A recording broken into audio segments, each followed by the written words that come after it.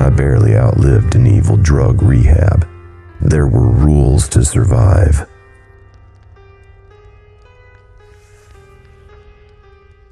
I remember the first time I did heroin like it was yesterday. When I sniffed it, it felt like a powerful, relaxing massage flowing down my body like water. I remember running to the bathroom and throwing up over and over, but I felt so good that I didn't even care.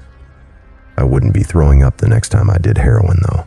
My tolerance grew rapidly. Within months, the constant sickness became an ingrained fear, and eventually, my opiate addiction would take over my entire life. No one ever wakes up in the morning thinking, I really wish I was a penniless, homeless drug addict. No child ever grows up saying that he wants to be a raging alcoholic or a heroin fiend.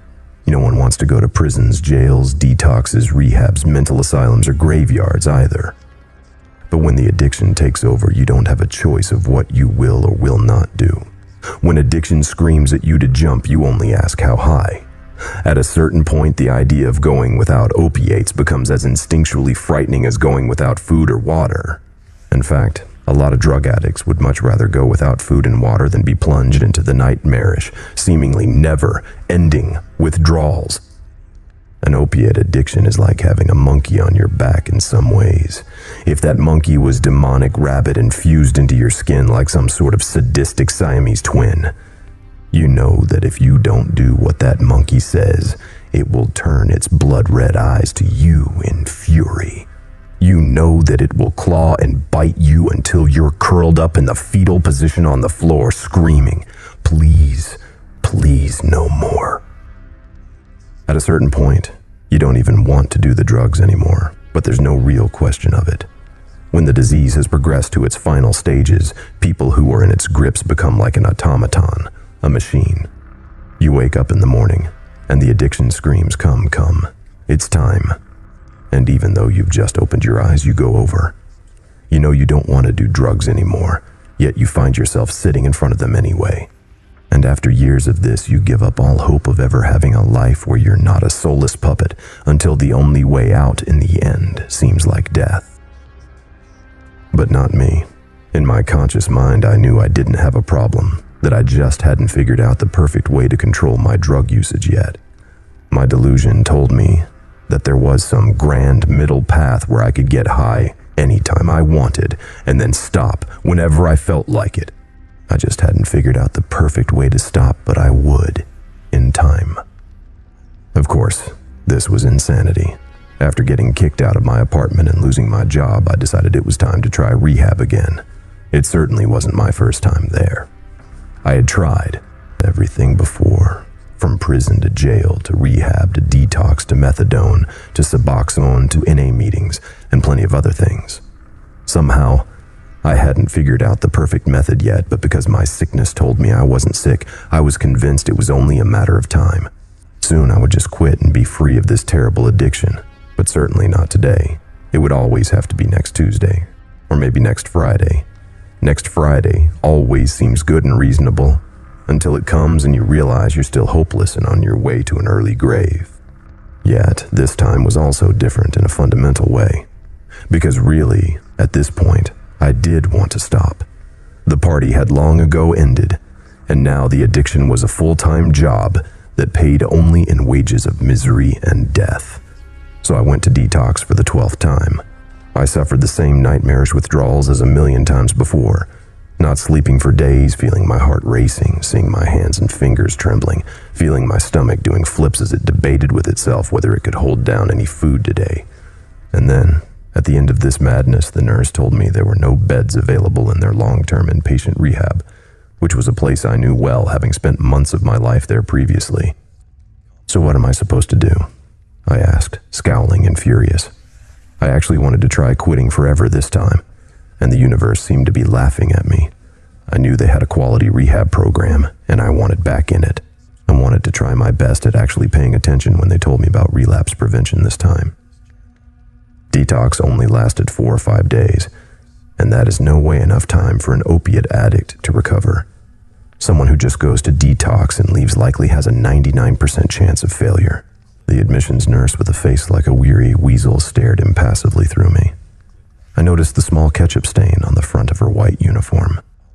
Well, there are no beds available at our unit, she said. I mean, with all this fentanyl crap and all the drug courts, there's a 2-month wait list for a 90-day rehab in our unit now. I looked at her, aghast.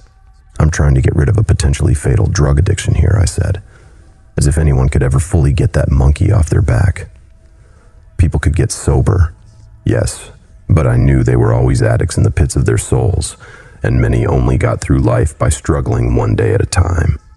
Well, there is an experimental drug rehab a couple hours away, she said, looking down at a sheet of paper.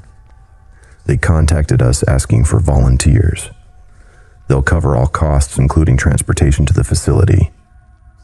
What do you mean by experimental drug rehab? I asked, confused. Is this like some new method of quitting drugs? It's not run by the Church of Scientology or anything, right? She laughed at that. No, it's nothing like that. Apparently, it's a government-run unit.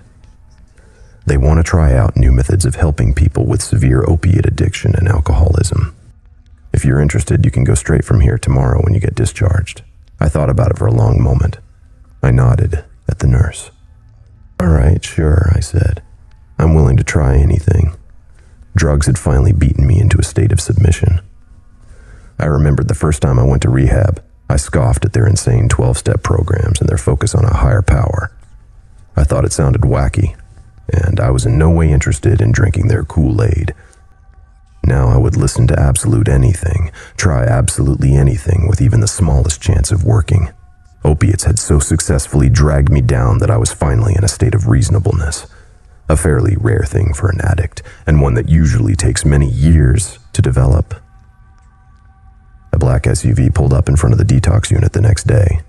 I wasn't the only volunteer they had found, apparently. A pretty young blonde girl with ancient nervous eyes sat next to me, as well as some obese guy from Boston with far too many shamrock tattoos on his body and a Red Sox cap on his fat Neanderthal forehead. We all sat in the back. The driver had an opaque black window up, preventing us from seeing him or talking to him. Hi, I'm Haley, the girl said, extending a trembling hand. Her pupils looked large and she looked ill at ease. Though I still wasn't feeling too good, I was immediately interested and shook her hand. I'm Jay, I said, not feeling overly conversational. The Red Sox guy apparently agreed. Simon, the fat man, grunted, looking back down at the book he was reading. I saw with interest it was the big book from Alcoholics Anonymous. Do you know anything about this place where we're going? I asked them. Simon just murmured and shook his head. He didn't look like the conversational type. The girl perked up instantly, however. Well, the nurse didn't seem to know much, but I read through that paper they made us sign, Haley said, brushing a lock of her long hair behind her ears. Her perfume reminded me of springtime flowers and mountain peaks. You read the whole thing? I said, surprised. I hadn't read any of it. I wondered whether I had made a mistake. She nodded, the faint trace of a smile playing on the corners of her lips. It's some brand new, totally revolutionary addiction treatment the government has developed in response to all the deaths from fentanyl and heroin lately, she said. Do you know what exposure therapy is? Simon perked up at this. He pushed his glasses up on his nose. I've read about that, he said in a deep voice. That's a way of dealing with phobias, right? Like if someone is afraid of spiders, they show them pictures and videos of spiders to desensitize them, and eventually, maybe they put a spider in a cage in front of them. Yeah, pretty much, Haley said. I frowned. I don't get it, I said. What does that have to do with addiction treatment? Are they going to show us pictures of dead bodies from overdoses until we change our minds? Because that doesn't work. I already know that I'll die if I don't stop. I think that deep down, I've known it for a very long time. Haley just shook her head, bereft of any answers. I have no idea how exposure therapy could apply to addiction treatment. I guess we'll find out when we get there. A couple of hours later, we entered a long, winding dirt road. I saw the complex looming out of the top of the rolling New England hills like a knife hilt sticking out of a chest. It was garish. Massive black towers surrounded by electrified fences and rolls of razor wire greeted us as we pulled up to the gate. Smaller wooden guard towers with observation decks like fire watch towers stood at each of the four corners of the square complex. "This looks like fricking Guantanamo Bay," Simon observed. He suddenly looked very uncomfortable and nervous. He began shifting his large bulk around the seat. The springs gave an exasperated groan. Then he reached back and gingerly pulled his sweatpants out his rear without any sense of embarrassment. "Why do they need all this razor wire? Why the guard towers?" I asked. The driver up front finally rolled down the divider. "Stay put, guys," the driver said in a nasally, reedy voice. "Don't try to get out until they give the all clear. They have snipers trained in this position if you try anything." "What?" Simon yelled, stunned out of his introspection. "What is this? A joke?" The driver slowly rolled the divider back up in response. I sat there, not knowing what to think. A soldier clad in all black came out of a small guardhouse at the entrance. He had an automatic rifle in his hands, the finger on the trigger. He walked slowly over and knelt down. I saw him talk to the driver, but I didn't know what they said. A moment later, he pressed a button and the 20-foot-tall metal gate began to slowly roll to the side. "I have a bad feeling about this," I said as he drove us inside. Haley and Simon both looked pale, their eyes wide and terrified as if we were entering a war zone. A garage door opened within the slick, metallic black surface of the towers. They looked like giant, dark lighthouses looming overhead, except they had no windows and no lights. However, dozens of spotlights were placed at the top of the fences and guard towers. At night, I figured this place would be more lit up than a football stadium. The driver drove into the garage. A sudden darkness overcame us. The doors unlocked with a clicking sound. He rolled down the divider. "Jet out," he said abruptly. "Now." We didn't hesitate.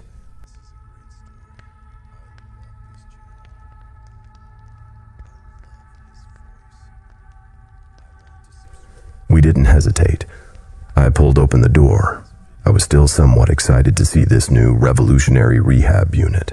The razor wire and automatic rifles had given me quite a bit of pause, but perhaps they kept convicted criminals here in a different unit. The more I thought about that, the more sense it made. I began to relax. The driver rolled up his window and wouldn't talk to us anymore. The garage door behind him stayed closed. No one came to greet us. I saw a door nearby. Dim light came through at the bottom.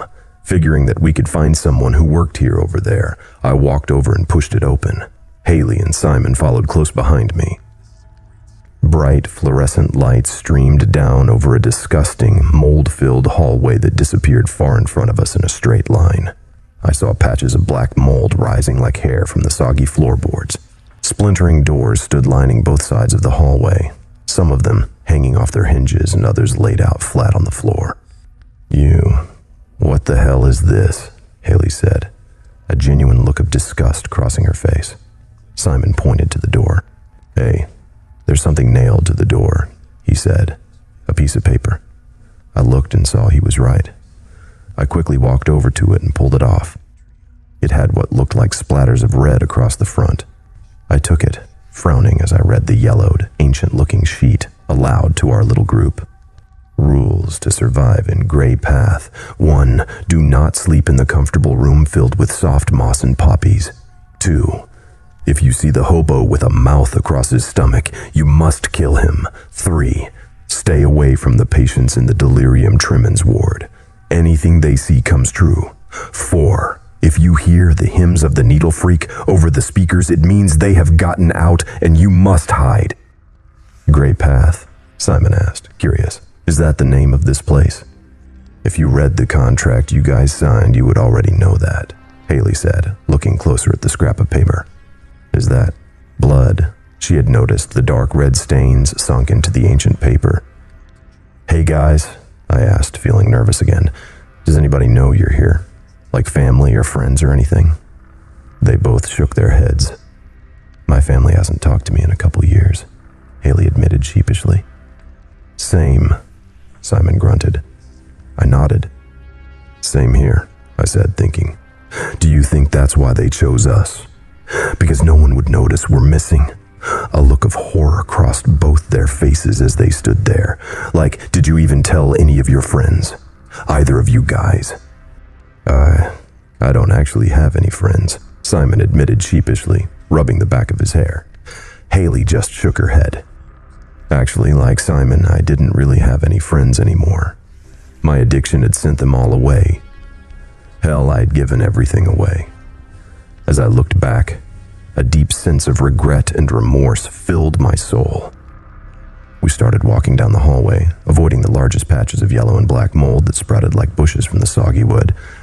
A smell like decomposing meat and mushrooms filled the area. Haley wrinkled her nose. The hallway turned at a 90-degree angle. It felt like we had been walking down it for at least 15 minutes. It was mind-boggling how big this place was. I didn't realize it when we pulled in, but the black towers I saw must have extended quite a few thousand feet into the hills. Why would someone build a place this big? Simon asked, looking around with an inquisitive eye. And why would they let the hallways rot and grow soggy like this? It doesn't make any. A deep, choking sob cut him off. It came from around the corner. "Hello," Haley called out. I grabbed her shoulder, hissing in her ear. "Shh," I said. "What do you think you're doing?"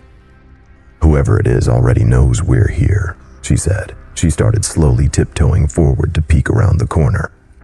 A massive, dirty figure ran straight into her, knocking her into the wall. She smacked her head hard.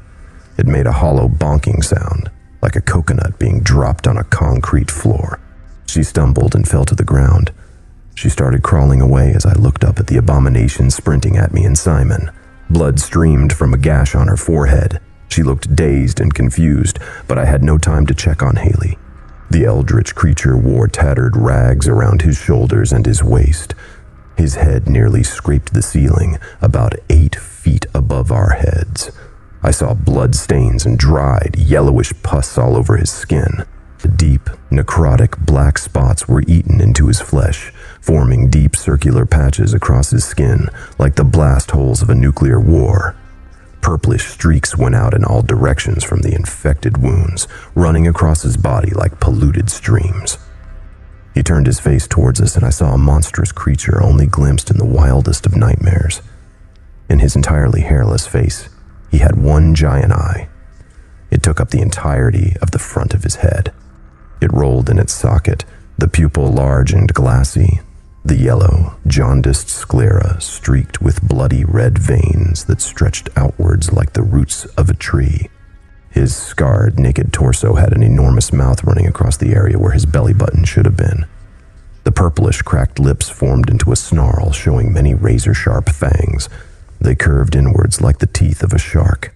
They snapped and bit at the air, the entire stomach and chest rippling and morphing as giant muscles worked furiously under his mutilated skin.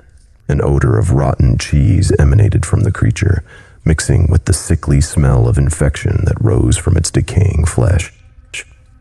He made a sound like a crying baby, his enormous chest mouth opening with an ear-splitting wail as streams of dirty tears ran down his filthy body.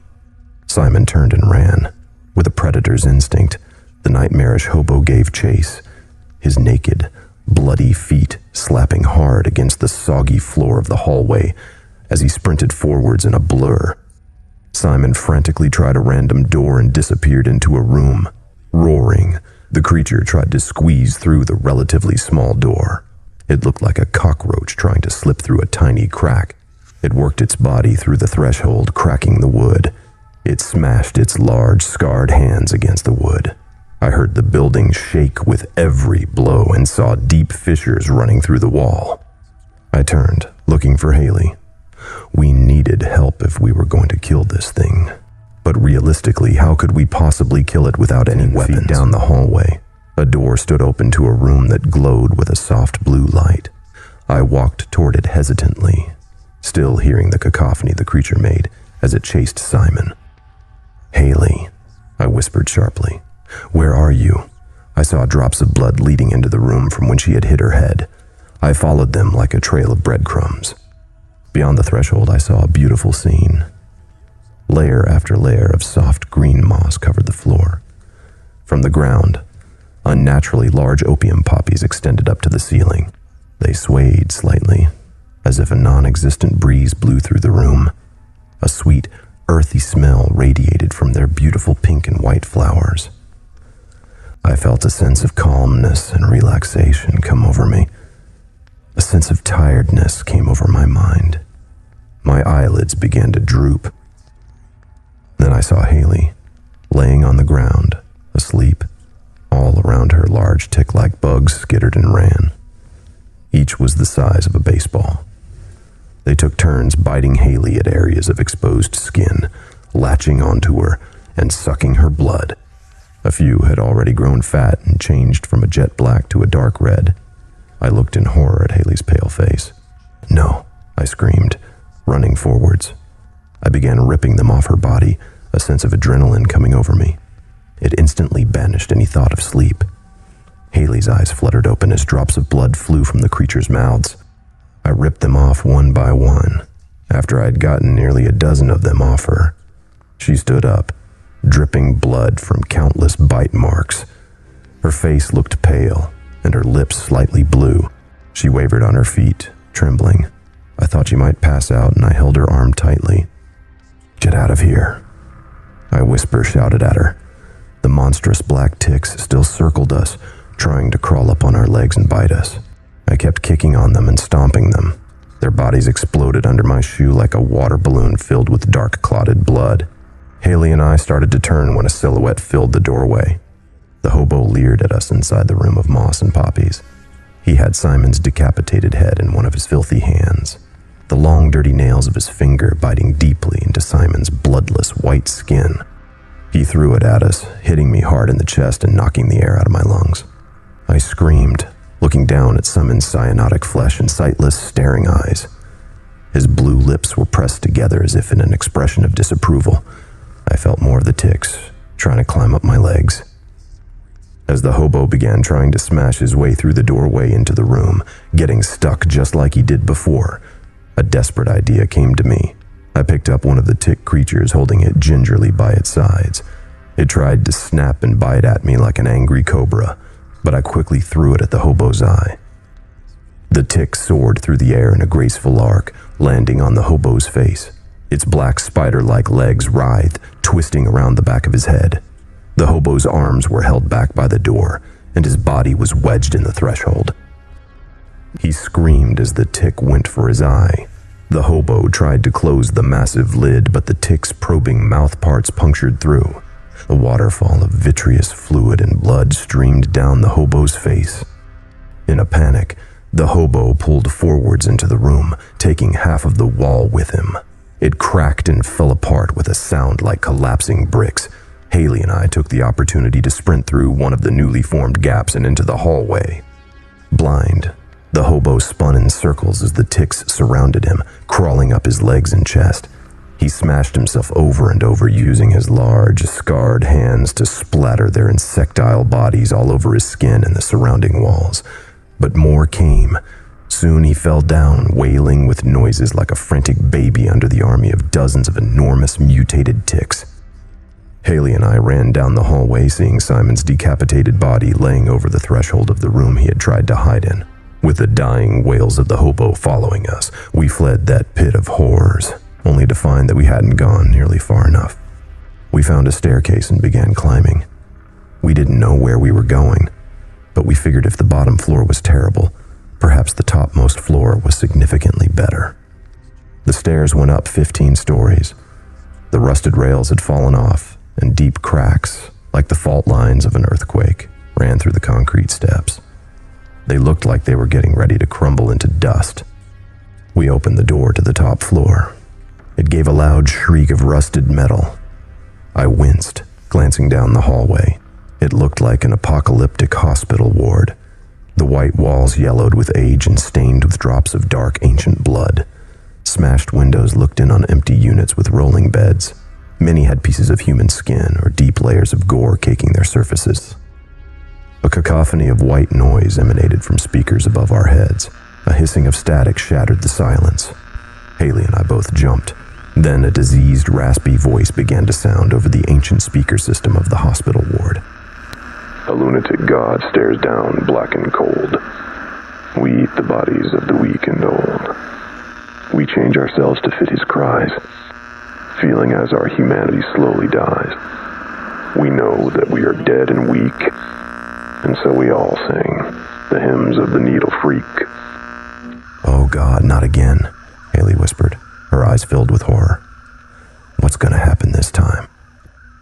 I grabbed her hand, hissing in her ear. Run as fast as you fucking can. We need to get out of the hallway," I said as doors slammed open all up and down the hospital wards. I saw dozens of walking corpses slumped forwards, shambling and dragging their broken bodies slowly behind them. Some had marks of car accidents, such as the first young man I saw, with pieces of his leg bones sticking out through his skin and a deep gash through his skull. Others looked like they had died of overdoses, some of them still having needles sticking out of their arms. Haley and I chose a random ward, crashing through the door. Empty infant cribs stood all around us. Some had tiny, blood-stained clothes still in the cribs.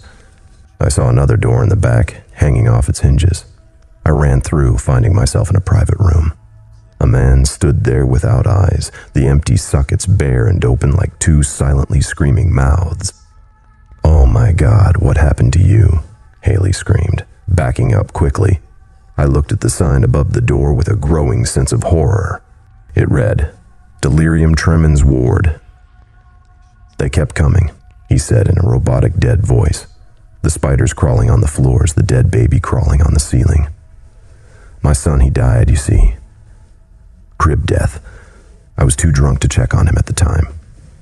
Didn't find him for 12 hours, but here, He stopped, inhaling deeply.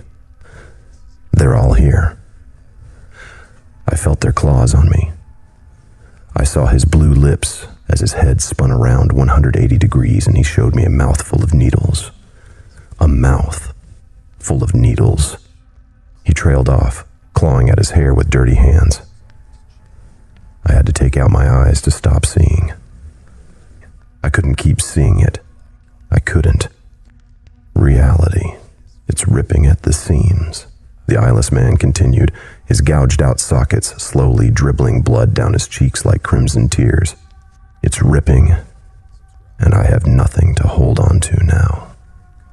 My son won't stop watching me with those dead black eyes of his. Please, make it stop. As he spoke, I saw something crawling above us on the ceiling. I looked up, seeing a dead baby. He clung to the ceiling like a spider hanging upside down.